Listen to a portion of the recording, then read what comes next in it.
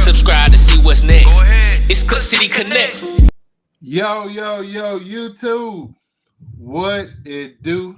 It's your boy TJay Anderson, and I want to welcome you guys to another episode of Clip City Connect. And on this episode, I have a very, very, very special guest for you guys. And I will do the honor and the pleasure of introducing you, my man, but I'm going to let you have the floor at this time.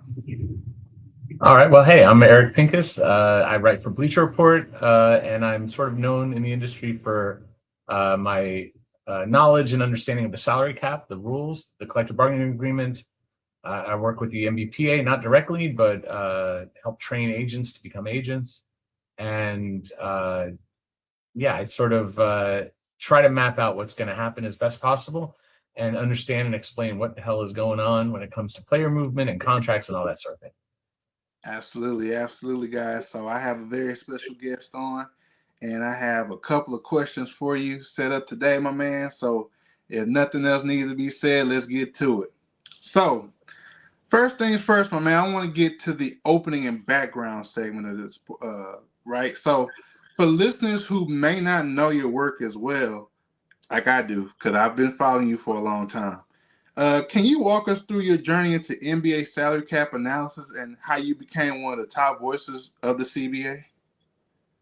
Well, I mean, obviously that's subjective, but I would say that people respect or at least understand that I put in the work and that I don't take it frivolously, and I leave out what I like to call the fan brain side of things and try to look at it from the point of view of the 30 teams or the agents representing the players, what they may want, what their positions are, what their goals are, and I try to be fair with it. But yeah, I started a long time ago when LeBron came in. Was my first season covering the Clippers, actually, in person. I'd been covering just as sort of a hobby before then.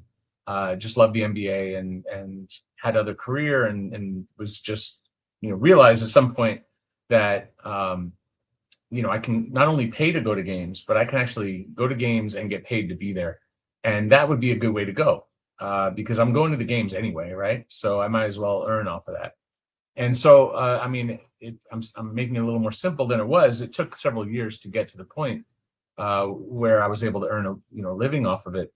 But ultimately, I started covering the Clippers first. They let me in, and then I got to know the Lakers PR people when they were on the road at Clipper games. So that was when they were both at Staples Center. So the Lakers would go on the road. It would be a road game, and I'd get to know the Lakers there as a Clipper home game. Got to know the PR people, and then the next year they let me in, and then over time just did good work and got an opportunity to write for the LA Times for, I think it was 4 years. And that was a really wonderful experience. I learned a lot, and as they had some money issues that are pretty well chronicled, I moved on to Bleacher Report, and it's been about a decade that I've been with Bleacher Report. And then throughout, I've just, I found the area that the reality is I'm 5'7". I have no wingspan. I was never going to be a great basketball player. I love the game, and I understand the game, but I don't have the body to actually play the game at any sort of high level other than just for fun. And so, I've managed to find a way to use what I have, which is, I guess what you could say, my mind and my understanding of how rules work and details and contracts and all those sort of complicated areas where I've literally taught former players their own game. I'm just not teaching them how to play the game itself, but I'm teaching them the game behind the game as they retire and want to become either an agent or they want to work for a team. And so it's been a blessing. I've been very lucky to do what I like to do. And as far as the expertise stuff, that's very subjective, but I would say that if you put in the work and if you're open-minded and actually don't assume that you know what you're talking about and put in the work to find the answers without jumping to conclusions and really trying to make sure you get it right, then you can at least do some good in this industry, at least building off of what I've accomplished. So can't complain. I get to go to, I'm going to go to Summer League. I'm not going to the draft this year, but I've done the draft for NBA TV a couple of years. That was pre-pandemic. And I get to go to the All-Star and the Combine and Showcase and all these kind of great events, not to mention all the games anywhere I want to go, I just email the PR people. So very, very lucky, but always try to use that opportunity to the best of my ability. Very much so, and absolutely doing. I mean, to go out of your way to also inform players not just of the CBA, but to also help them become agents or maybe front office execs. Like you're seeing a lot of them now. I think Jameer Nelson just got into the front office himself. So, just to name one player for an example, but man, that's an awesome thing, man, and that might be something that I'll look to have a conversation with you outside of here about that opportunity to maybe get to learn from one of the best. So, Mr. Pincus, I want to go ahead and move on to our next segment, which is the current CBA and salary cap landscape. So, with the new CBA fully in effect, what are the biggest changes teams are still adjusting to heading into the 2026-2027 NBA season? Well, I mean, you can call me Eric, and I know it's a respect thing and all that. I appreciate the respect, but you can call me Eric. Yeah. The new CBA, like, it's actually what the change that everyone's trying to adjust to is not actually in the CBA, but it's the change that the NBA made without collectively bargaining with the players, and that's the lottery changes. So when we get to a new CBA, which should be in about 3 years, they'll probably, they will certainly negotiate around lottery, tanking, incentive to win. What conclusions and what agreements, I can't predict at this stage because they couldn't tell you what they'll compromise to, because they all have goals, the NBA, the NBPA. NBPA is the National Basketball Players Association. They are the agents that represent the players. They'll negotiate a new deal, and it will probably address tanking, lottery reform in some fashion in a bigger way than what the NBA just put in unilaterally, because the NBA can only do so much without collectively getting those changes. But some of the rules related to the draft are not, it's an agreement that is negotiated within the 30 teams, not the 30 teams and the players. So none of the rules they changed impact the players in a way that contradict the CBA. So that's the main rule that teams are adjusting to. And what they're trying to figure out is the value of a draft pick in trade, a first-round pick, or even a second-round pick, but more importantly, the first-round pick. Because in the past, I could have told you before these rules, like, okay, this star player is probably worth 2, 3, 4 firsts, or you have a Miles Turner, for instance, and let's say the Bucks trade Giannis and decide, let's move on from Miles Turner. Not saying they do, but let's say that was the goal. Maybe in years past, maybe they could get a first for him in 27. Maybe they probably couldn't get like a 2032 first because that's so far down the road. But like, there's a different value in draft picks. Like the Knicks giving up all the first they gave up to get Bridges, they weren't all the same picks in terms of value.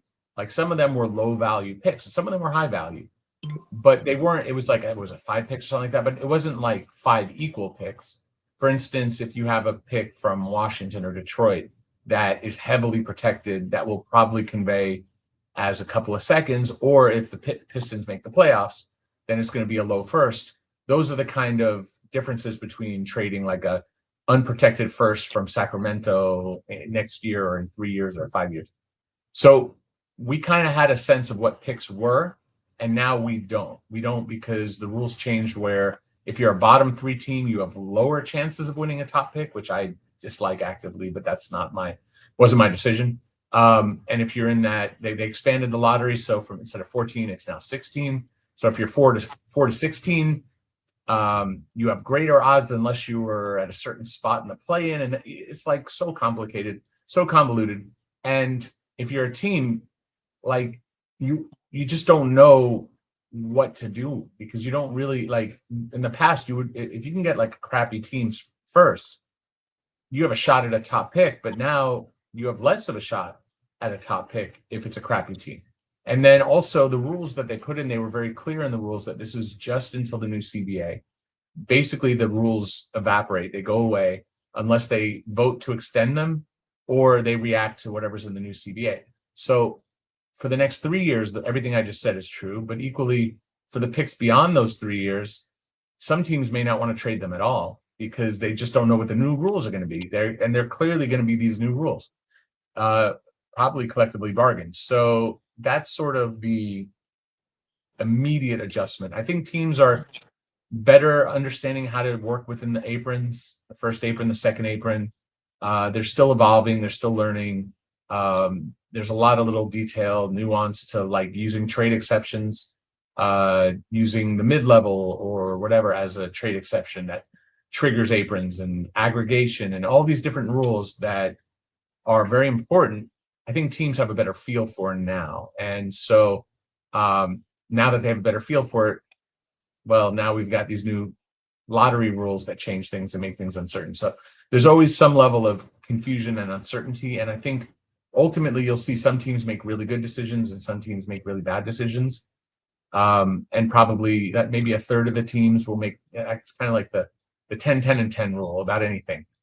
10 teams are going to be really good, 10 teams are going to be really bad, and 10 are going to be somewhere in the middle. And maybe it's 5 and 15, and but that's kind of how what teams are well run, what teams are well coached, what teams, anything you say, it's generally 10, 10, and 10. And so I'm always curious to see, like, there was word came out that the Wizards just gave Trae Young, or will give Trae Young, a very large contract. That's more than I thought the market bore. But equally, I don't know the negotiations, and I could say, well, then let him walk if that's the price. But easy to say, but that's not the direction they're going. So I don't know if those are mistakes. And sometimes it's very easy to point at a mistake and say, oh, that was a mistake. Like the Pelicans traded a first that was unprotected for Derek Queen last year.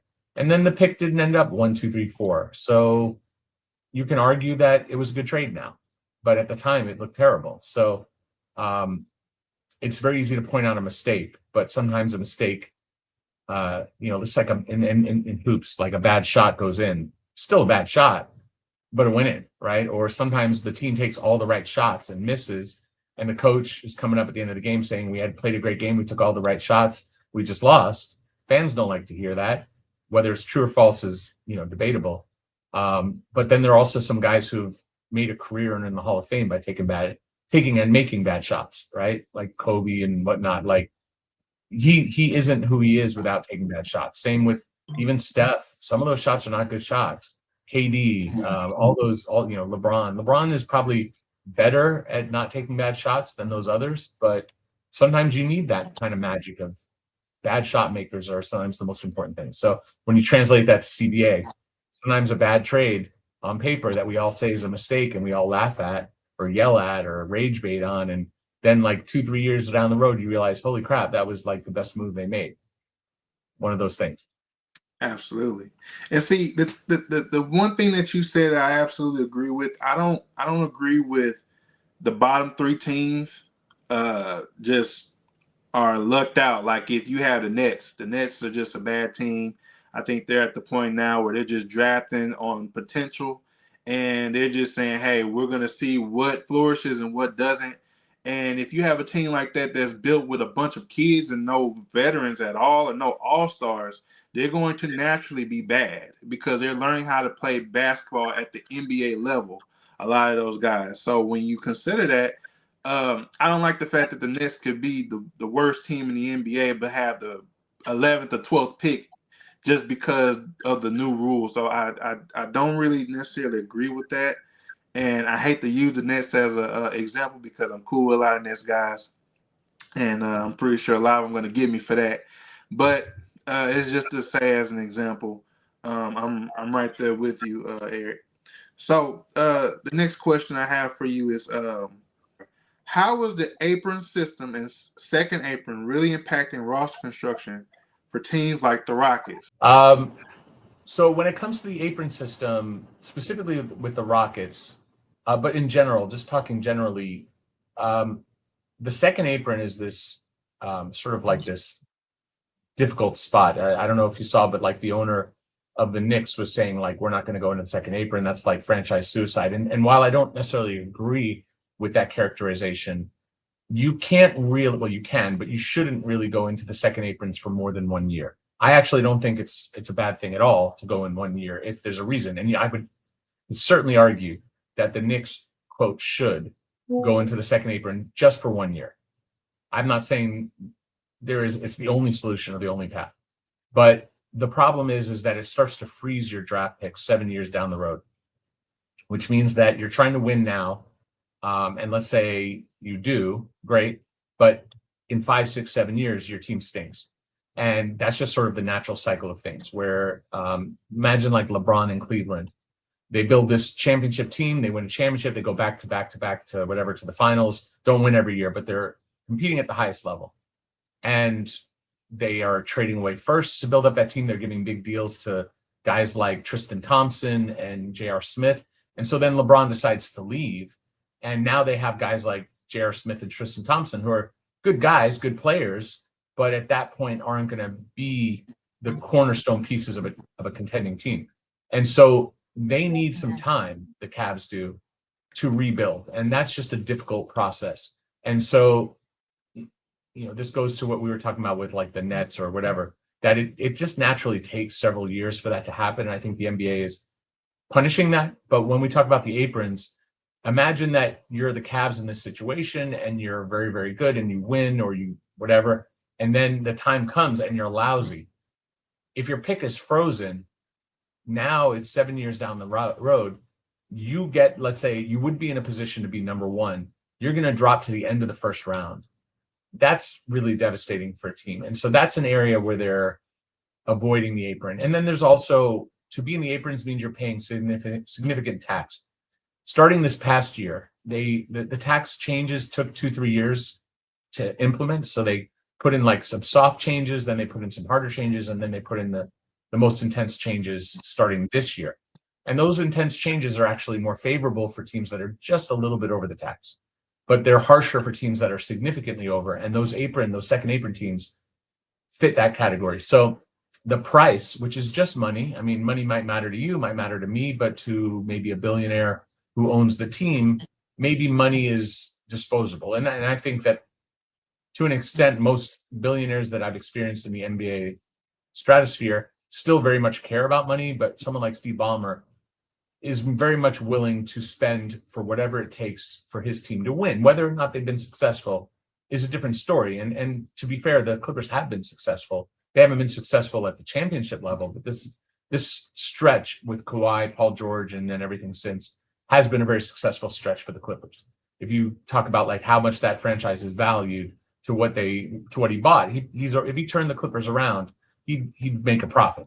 So these apron systems include a lot of tax, significant tax, and I don't think the punishment for 1 year is devastating because it does freeze your pick. You can't trade it, but it doesn't drop it until the end of the first round, until it's like frozen locked.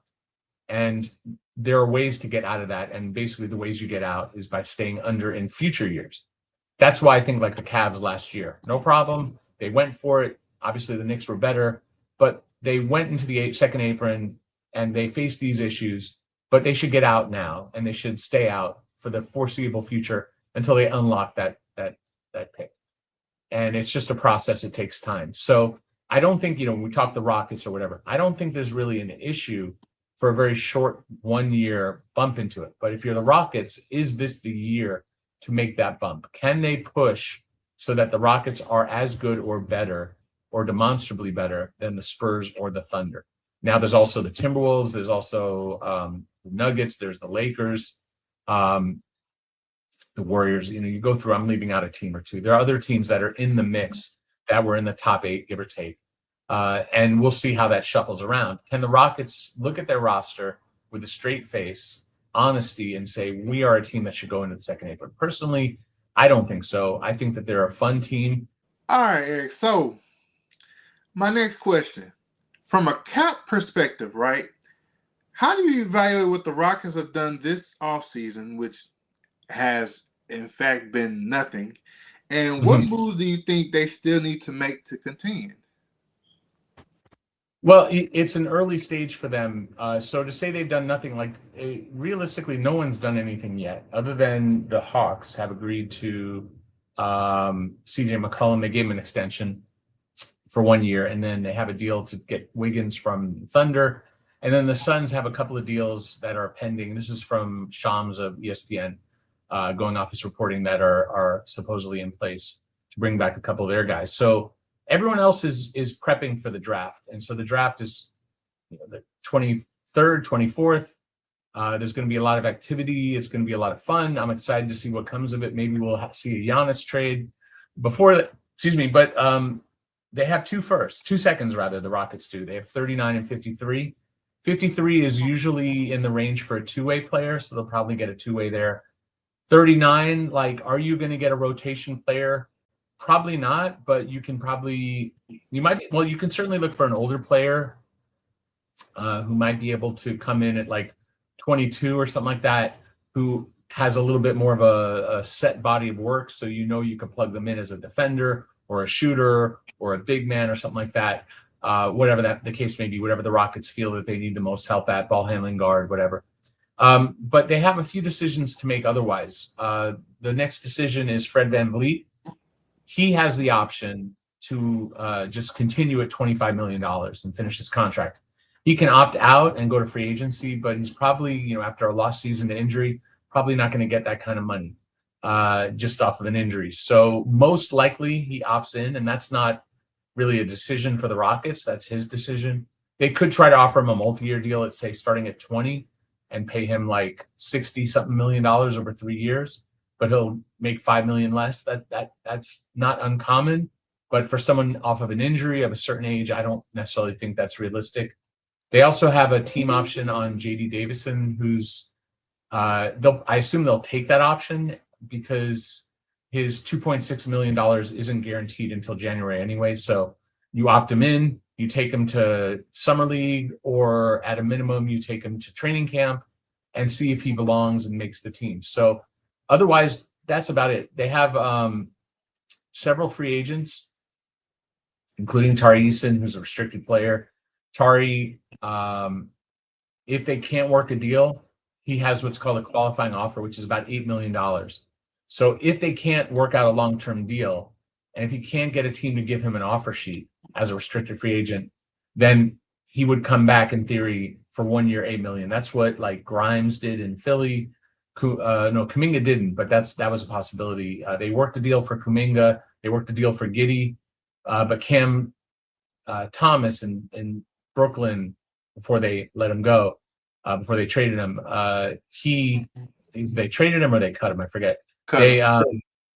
He took the qualifying offer. So there's a world in which they can't reach a deal and things get ugly.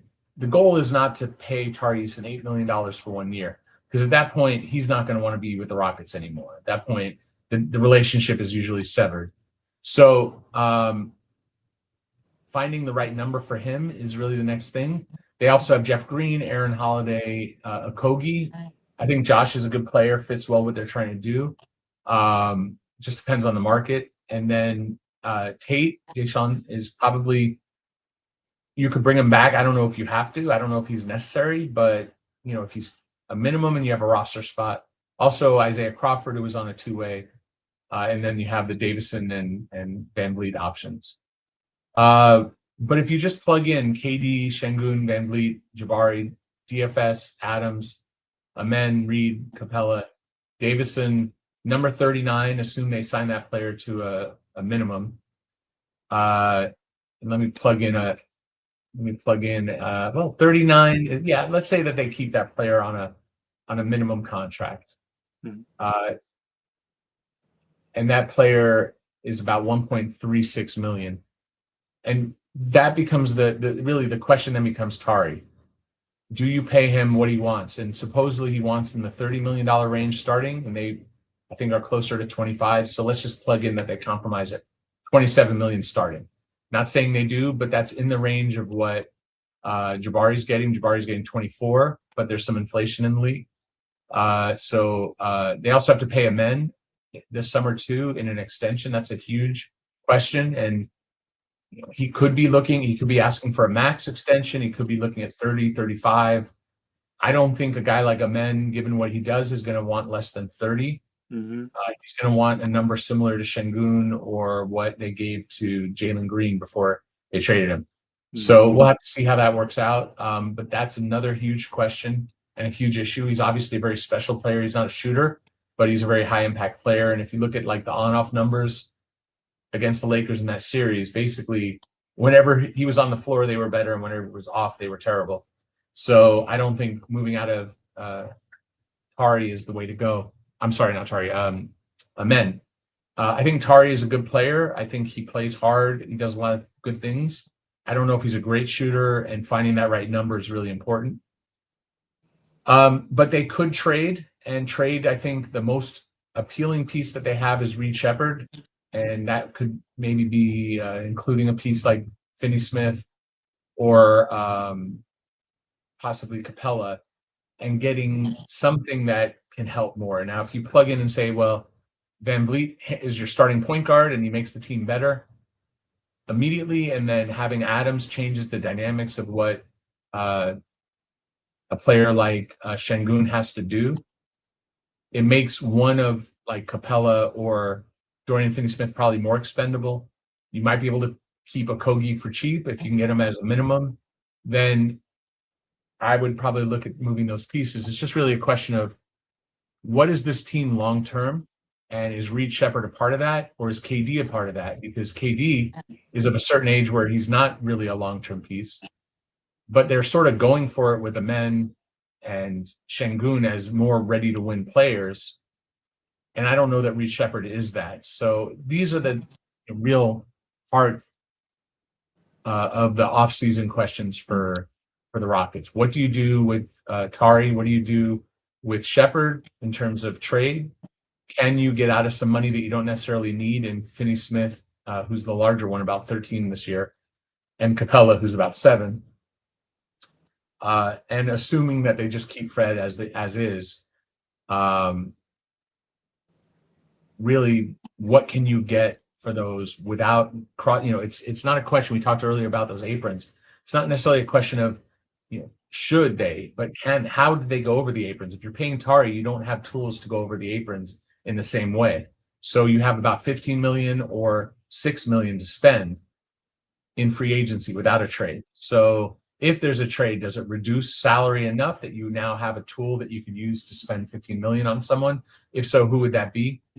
And then it's really important to plug in the pieces. When I say pieces, the players, but like if Fred is starting with Amen in the backcourt and Jabari's your starting 3 and KD's the 4 and Şengün's the 5, maybe you could take Jabari off the bench and start Adams if you want to go double big. But anybody you get is probably not starting. Or if they're not starting, they're pushing Jabari off into the bench. So they have to be an upgrade of that. How does Tari fit into that if Jabari is now a bench player and you got someone else in that starting spot? So these are the kind of questions that the Rockets have to figure out. They're a very good team. They're not at this point like an elite team, but equally they were what, number 3? No, what were they? They were 3, right? No. 3. Yeah. Yeah. No. I forget. I have to go back and check. It was between 3 and 5 for sure. Yeah, because the Lakers won. They played in the Lakers in the first round. They were 4 and 5. Lakers were 4 and 5. Yeah. So Rockets were 5, right? Right. So, but they were all like neck and neck down the stretch. Like all of those teams were close. So, like the reason why it's hard to remember, without looking it up, is that the Rockets won 52, the Lakers won 53, the Nuggets won 54. Those are the same records. It's not identical, but like very much same range. 62 and 64 were San Antonio and OKC. None of those teams are at that level. And Minnesota was roughly in that range at 49. And then the Blazers were much lower. The Suns were 45. So the Suns were in that range. But realistically, like there are 5 teams at that high level. Rockets were one of them. They're not in that top tier. They could probably be certainly better than what they were this last year with Fred healthy, with Adams healthy, and some improvement. So I think, pointing at like, oh, they haven't done anything yet is a little premature. It's not really time yet, but by the time this goes live and the viewers are listening to it, it might already be, these decisions may have already been made on some of them. For sure. So, a lot of good work, I appreciate that breakdown as well, helping Rockets fans understand what is happening, calming a lot of them down, but also in a way Eric, frustrating more of them because a lot of them they would rather have a superstar-studded team. But the NBA does not work that way, especially when it comes down to money. So, with my next question, with all that young talent on the roster, how do you see their long-term cap flexibility playing out over the next 3 to 4 years? Well, that's the Thompson question. How much are you paying him? And that's also the Eason question. Because if you're paying those players, let's just plug in 60 million for the two of them. That's a high number, but like let's say combined, they're getting 60 million, not this year, next year. So when a men's contract starts, Tari gets a deal now. Let's say combined, they're 60 million. And let's say you bring back Fred VanVleet at 18. And I'm not saying that he comes back or you don't, but maybe you replace him. No trades. That team right there is over the second apron. So that's realistically not like you don't want to be a team for 3 or 4 years above those aprons. So I use that to illustrate that they have to decide, is this the team to build around with the roster that they have, or who needs to go so that they can get other players. And so if you're building around KD for another year, now KD can opt out after this year. So if his 47 million is coming off the books, that changes the math dramatically. Right now they have flexibility. So, you know, at KD's age, who he's not 40 yet, but he's getting there, right? He was born in 98, right? So we're saying another year goes by. So he's getting closer and closer to 40. We don't know how long he's going to be, but equally, you know, if his production starts to diminish, he's more likely to opt in for that number anyway. So I think really the question is how long is the team dedicated to building around KD? And when his money comes off, is it going to Amen? Is it going to Tari? And you know, can they get out of Capella? I don't think that's difficult over the long run. His contract's short. It's not that big. Same with Dorian Finney-Smith. You can get out of that number. Adams' number's not long. Really, the only numbers that are, quote, long on the books are Şengün and Jabari. And assuming that they pay Thompson, that number's going to be on the books a long time too. So those are, if you get at the right numbers, maybe Tari, the initial short term, this year and next, there's sort of a limit. And that limit is basically built around KD's number.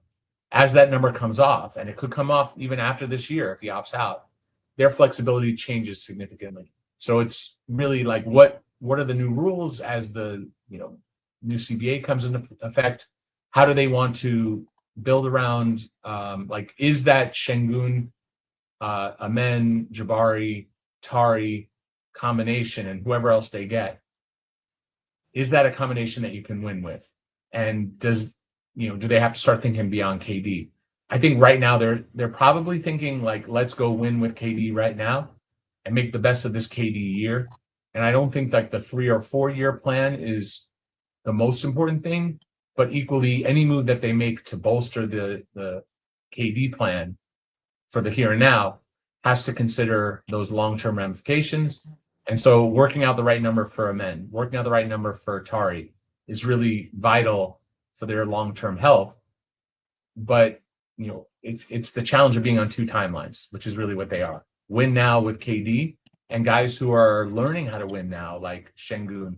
I thought Şengün in the playoff series versus the Lakers, game 1, 2, 3, was a very different player. Game 4 and 5 or whatever, like even game 3, like he grew in that series. He was taken out of what he wanted to do by, to an extent, by DeAndre Ayton and the Lakers' defensive game plan. And then there was a point where the Lakers couldn't do anything to stop Şengün. You only learn that by living through it. So I don't view these players. KD's a finished product. He is who he is, which is incredible. But these young guys, Amen, whatever, Jabari, they are not. And you only get there by learning and by growing. So, if I'm a Rockets fan, I'm not a fan of any team, really. I'm really a fan of the process and fan of, I want to see these young players grow and develop into something cool. And I want to see them play at the highest level. I love seeing the Spurs challenged by the Knicks, win or lose. It was a great show for me to watch. I enjoyed it. I will love watching the Spurs versus the Thunder. That was a great show. I want to see the Rockets put on a great show, just like any other team. It's a zero-sum game. Only one team's going to win. But, I think the Rockets have a lot to build around. I don't know if it's perfect. It's maybe not as great as what the Spurs have to build around. but that doesn't mean they won't be better than the Spurs. They just have to find a way to figure that out, and that's the challenge ahead. Absolutely, absolutely. My next question for which teams do you think have the best and worst cap situations heading into next season? Well, talking about this season where we're just starting, so the 26-27 season is about to start. The Thunder are the team that's actually in the toughest spot right away because of the extensions for Chet Holmgren and Jalen Williams coming in. They were extended last year on their rookie scale deals, so they start now at about 42, a little bit under 42.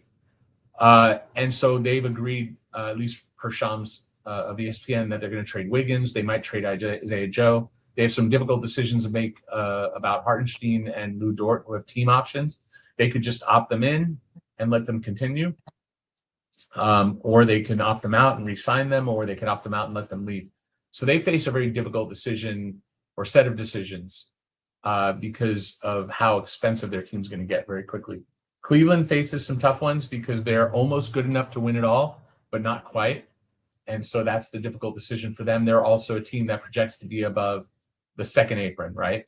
And so if you're above the second apron, you have these limitations and frozen picks. So they're in a difficult spot as well. So, just going through the teams, every team has difficult situations. Like if you look at the Lakers, for instance, they have a very flexible cap sheet because they can keep LeBron, Austin Reeves, they can let them all go. They can do different things. Where they're in a difficult situation, to your question, is that they don't have really much of any second round picks.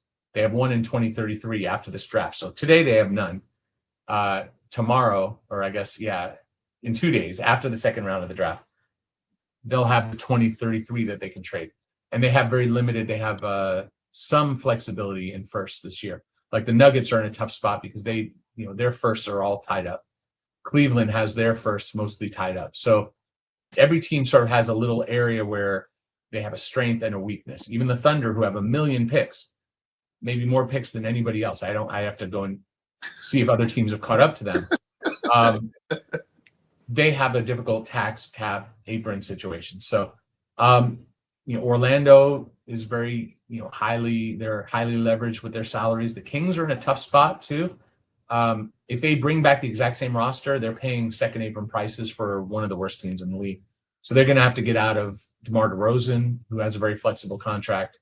Zach LaVine has a player option. So anyway, every team has its set of hurdles. I would say if you want to pick like a worse situation, probably Sacramento, just based on their performance last year relative to their payroll right now. Absolutely. Goodness gracious. And to have one of the highest payrolls in the NBA and to also have one of the worst performing teams in the NBA is not a good look.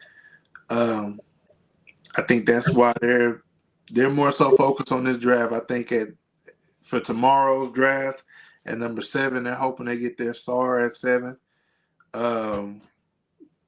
And from what I've heard, it's been Darius Acuff all the way. I've heard Kingston Flemings. I'm a big fan of both. So they have a very tough decision they have to make, not just with tomorrow's draft, but also with their cap situation. So I want to ask my next question. What's one underrated rule or exception in the CBA that more fans should understand?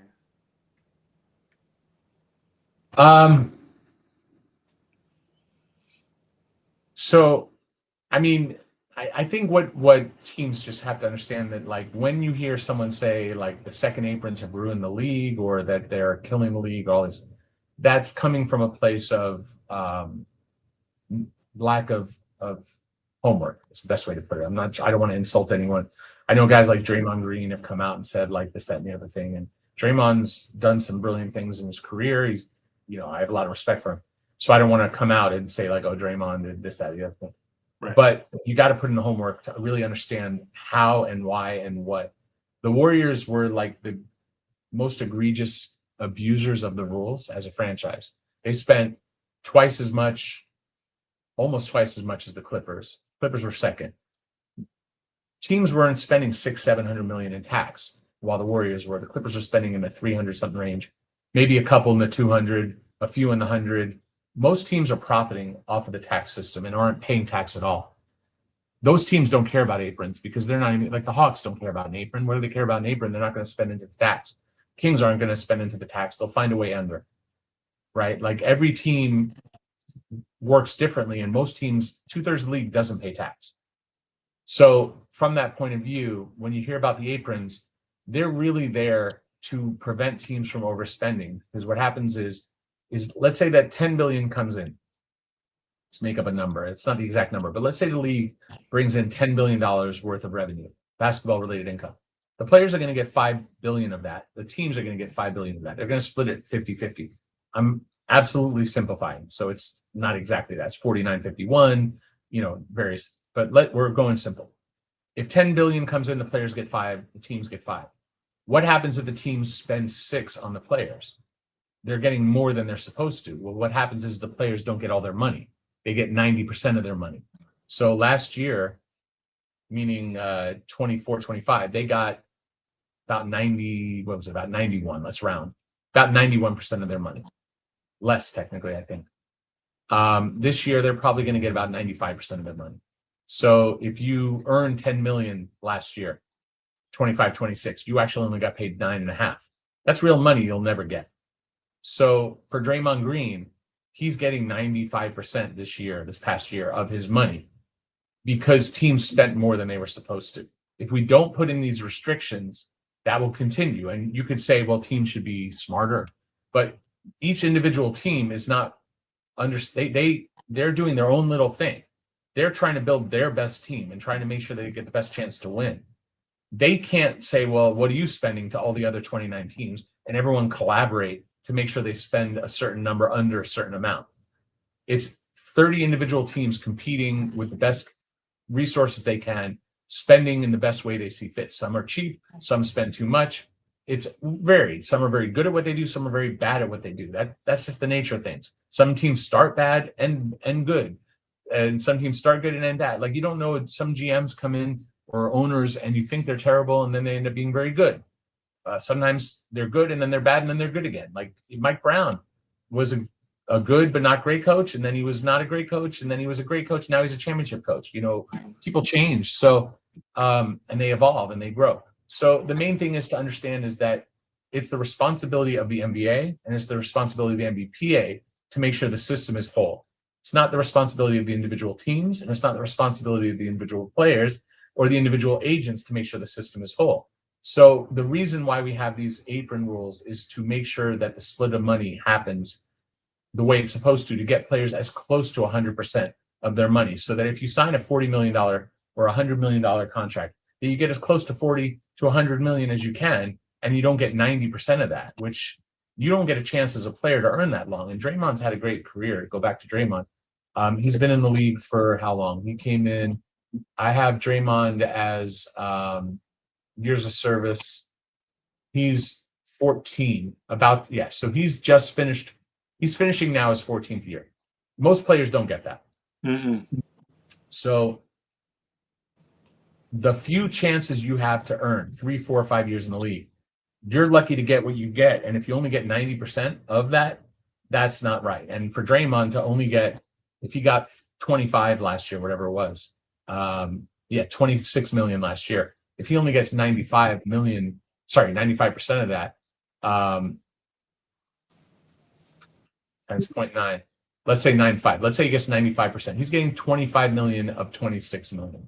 So he's losing $1 million. So that's why the aprons are there, is to prevent that. And he's losing that money with the aprons. If they didn't have aprons, he'd probably lose more. He'd probably lose another $1 million. So that's what I would want fans to understand. And it's just take the time. If you're a fan learning the game and you're trying to learn how to better shoot the ball, right? You're learning better shooting technique, or you're studying X's and O's and seeing like, well, what is the team running on offense? What is the team running on defense? This is the same logic. It's how is the team attacking the strategy of winning? And you need to know not just the X's and O's or the technique and the fundamentals of a crossover, of a euro, of a jump shot, of a hook shot, of whatever, a floater, you also step back. You also need to know how these rules work. So I try not to go in with a hot opinion, because that's not coming. I don't love some of the new changes in the lottery rules, but that's from me educating myself, studying it, looking at the history of what teams have done, and coming to a conclusion. Take the time to do the homework. May not sound fun, but to me, it's a blast. I love studying this stuff. For me, it's a joy to learn this, just like it's a joy to learn about, shooting technique, which I'm terrible at. I'm better at this technique. So anyway. Well, I gotta say, very important information, and you're actually informing me as well. I knew a tiny little bit, like a real tiny little bit about the CBA, but man, and within this conversation alone, I feel like, man, I could go out there and I definitely have interest in learning more. And I will get with you on that. I will get with you on that for sure. But I want to go into my next segment, which is advice in the future, right? So with this question, I want to ask, what advice would you give to aspiring analysts, writers, or front office hopefuls? Like maybe myself one day, 10 years down the road, right, at 32 years old, who want to break into the salary cap and NBA business side of things? Well, it's I don't recommend necessarily just reading the CBA itself from cover to cover. That's, not an easy read, but there are a lot of resources online. I tutor. There are a lot of people who are very smart that you can follow on different social media platforms, watch their videos, and you can learn. It's daunting if you just start at the beginning of the CBA and expect to learn it. You're not going to learn it that way. That's not how I learned it. But take the time to really put in the work to understand, communicate with others, and really the NBA industry and a lot of sports industries, and to be honest, a lot of industries in our country, in America, I can't speak for the rest of the world, are built on things like cronyism and nepotism, right? Like if you're born into an opportunity, you have an opportunity that someone else may not have. And so I can't control that I don't know anyone else named Pincus in the NBA world. And so I can't handle, I can't do the nepotism for myself, because there's no one for me to rely on in that. But I can shape as much as possible the cronyism part, which is people bringing their friends along, or hiring their friends, or giving their friends opportunities. And so that's something we can't necessarily control, but we can contribute to by just being, thoughtful, kind, helpful to others, providing value, being honorable, being respectful. And so I try to do all of those things, where I try to communicate with people. I try to be open-minded. I try to listen to people. I try to help people. I try to give people information generously as best possible. Obviously, there are boundaries that you have to set to make sure you're not being taken advantage of, and that you're not giving it, your goods away for free. There's always a fine line between how much do I help someone, or what point do I say this needs to be transactional, where if I'm giving you advice, I need you to give me a retainer and some money. And usually, that's the challenge that I think young, I don't mean in age, but young in terms of where they are in their career. You can be 40, 50 and new at a career and still be young in that career. Right. Is learning how to communicate, network, be responsible, follow up. Don't ask too much of someone. Don't be, it's not unlike dating. Honestly, there's very similar aspects of getting to know someone on a professional but friend relationship, where you're colleagues, or maybe you're not working together, but you're helping each other. You're talking to someone who's an agent. You're talking to someone who's in the media. You're talking to someone who's with the team. How do you build up that relationship where you can ask them questions and they trust you and they rely on you, maybe because you're also answering questions to them and providing them something that maybe they don't know. That's sort of what I've done. Is, not everyone who does what they do in this industry knows the rules in some areas as well as I do. And that's, there's a lot of areas like I shouldn't be coaching a team, even though I know a lot about the game. But there are a lot of coaches who know a lot more about coaching than I do. But I can teach them things they know nothing about with how the rules work. So it's a networking thing. It's all the things that you need to do. You need to work hard. You need to be respectful. You need to be responsible. Those are just natural. If you say like, if a team is looking to hire you, and you say, well, I'm going to work really hard. And everyone's going to say that. And whether it's true or not, everyone is going to, it's not a distinguisher saying that you're going to work hard. So it's, what you bring to this. So, to the field that makes you some candidate that stands out. And usually it's other people talking about you and fighting for you. And that's where that cronyism comes into play. Unless you have nepotism. Look, if your last name is the same as like the owner of the team, that gives you a foot in the door. You still can't just suck and not, maybe you can, but like, realistically, if you want to make an impact, there are a lot of people who have great last names. I know Ryan West pretty well. He's great at what he does. He's Jerry West's kid. He's smart. He's responsible. He's got a strong opinion. He's very honest and will let you have that opinion if he works for you. He's not a yes man, which I think is very valuable. And so that's an example. There's a lot of great examples of people who have benefited from nepotism.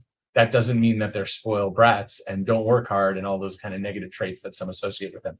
But we can't necessarily, look, I don't know your parentage, and you might have someone who runs a team and owns a team who's going to give you a great job. And if that's the case, I'm not just talking to you, I'm talking to like, the listener. Maybe you have that.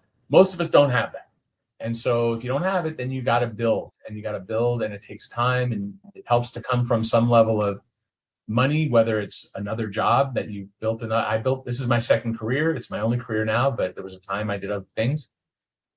You might have to support yourself doing other things along the way. If you come from money where you just have money and you can afford to not make money, that's great. That would be a very advantageous thing, because there's a supply and demand factor where so many people want these jobs. They don't necessarily have to pay a lot for them because there's so many people who will take them for anything. Anything that is out there, they'll take. So if not, you might have to work a second job until you earn enough to support yourself. So you have to be ready or willing to move, potentially. I've been fortunate. I've been in LA since I was a kid. And I've been able to build a career without moving. But a lot of people, you go where the jobs are. So that's an area of flexibility that you have to consider as well. It's harder when you have a family. Yes. I'm glad that you said that, because lately, my family, me and my wife, have been considering a move. We are currently residing in Texas, in the Galveston area. I don't know if you ever heard of Galveston. I've heard of it. I haven't been there yet, but aspire to.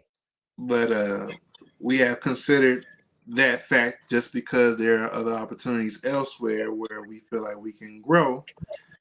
Because down here in this area is kind of a vacuum. I'll put it like that. But just from what you said, man, I agree with everything you said, and it kind of goes along with just having some morals as well. Just doing right by others. Kind of like that thing with basketball where you're the first one in the gym and the last to leave. That kind of thing, man. When you apply that to your life, you can see a lot of positive things in your life. So Eric, this is my last question for you, my man, because I've kept you for a while, and it's been a battle with this podcast, but man, like I said, I appreciate you. So my last question, any big CBA or league trends you're watching closely over the next 12 to 18 months? Yeah, I mean, it's right now it's all about how teams are going to adjust to the new tanking rules. How are they approaching being lousy? Like, how much is the rule working and how much is it not working? What happens for lousy teams that are trying but are just still lousy? And then what is the value of these picks in trade? So heading into the draft, that's one of the biggest trade days or trade weeks leading into July really all the way to July 5th, 6th, 7th, around then. The next 2 weeks are the biggest annual change of players moving around. Player movement is massive around this time of year. And so, what is different about it now that we have these new rules? That's what we're going to be studying over the next 12 months to 18 months to just understand, because when they change the ground rules, there are repercussions and we don't know what they are. We can anticipate what we think they'll be and we can be right, but we can't possibly predict everything, all the impact. It's just not the nature of it. That's just not how the world works. As much as we want to say we're great at predicting the future, there are elements of humanity that's what's great about the game of basketball, or just sport in general, is that as much as you want to predict, like who had the Knicks winning the title to start the season, and obviously some Knicks fans might have. Most Knicks fans you talk to were skeptical that their team would ever win, right? Because for most of them, unless you're over 50, 53 or something like that, you never seen it, so you're not going to buy it. No, my team's over. We're never good enough, right? And I know there were some Knicks fans who were absolutely, we're always going to win, and have been disappointed for 50-something years. But that's what's great about hoops and the game, is that I don't get bored of what I do. I've been doing a lot of the same thing in different ways every year, but every year it's a whole different puzzle. It's a whole different set of variables. It's a new CBA. It's a new set of rules. It's a new new GM. Like the Bulls have new GM, the Mavs new GM, and I'm saying GM meaning the umbrella of whatever their titles are. Same with the Sixers. Like, who are they? I need to get to know who those people are. I kind of know who they are, but we don't know who they are. We know who Masai is because we saw what he did in Toronto, but we don't know who Mike Gansey is as the top guy. We know who Mike Gansey is with the Cavs. We don't know who he is as the top guy. Right. So I want to see how things flow, and I'm just excited to see how the league evolves. We've had this run of parity. Does that continue, or do we start to see any level of dominance, or what? Over the next 12 or 18 months, we won't get that answer, but unless the Knicks go back to back, then we'll at least have a hint towards that. So I'm excited to see. I can't wait for the draft, free agency, see what comes next, and let the future unfold. Absolutely. And one thing I gotta agree with you on is, well, first thing I gotta say, man, is this is my favorite time of the year. NBA draft time is always my favorite time of the year, because when you see teams pick, you kind of get this a sense or feel of how they're thinking and what direction they want to go with their team. And it's always cool to play hypotheticals on how good a team could be with said player. Just seeing how good a player can become in their situation over the next 5 years, because then it becomes a question of is it the player, is it them physically, is it them mentally, or is it situational, is it the coach, is it the environment? So a lot of good things around this time, outside of just now becoming a grassroots scout. And so it's definitely something to keep an eye on the next 12 to 18 months as far as the CBA is concerned, the business side of the of the NBA. But Eric, my man, that's it. First and foremost, I want to say thank you for coming on the podcast, my man. It was a blessing that you agreed to come on the podcast. And for my viewers, Eric, if you have time, let the people know where they can find you. Yeah, of course. Well, I'm at Eric Pincus, EricPincus, on most social medias. Probably the most active on Twitter/X. Not really out on Instagram. I'm on Instagram. I don't really use it often. A little bit of TikTok, but I don't post. At least at some point I might. We'll see.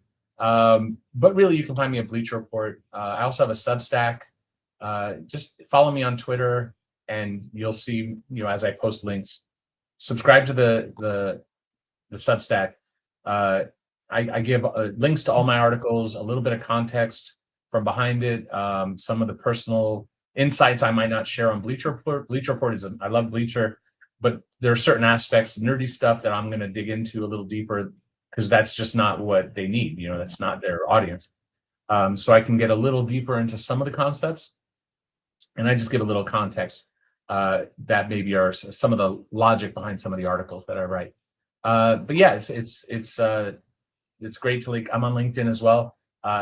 When people reach out, I'm always happy to respond. I try to. It can get around this time of year. It gets a little harder, especially as news start to happen. But under normal circumstances, someone hits me with a message, I always do my best to respond. And maybe if someone wants to have a conversation, always willing and happy to try to facilitate that. So I appreciate you having me on, and I hope you got something out of it. I hope the audience got something out of it. I enjoyed it myself. Absolutely enjoyed it, and like I said, I will be keeping in contact with you. I have questions for myself. Yes, sir. But guys, you know where to find them. You know where to find me. Hey, that's it. I want to thank you guys for tuning in once again to another episode of Clutch City Connect. It's your boy TJay Anderson and my main man Eric Pincus. Peace.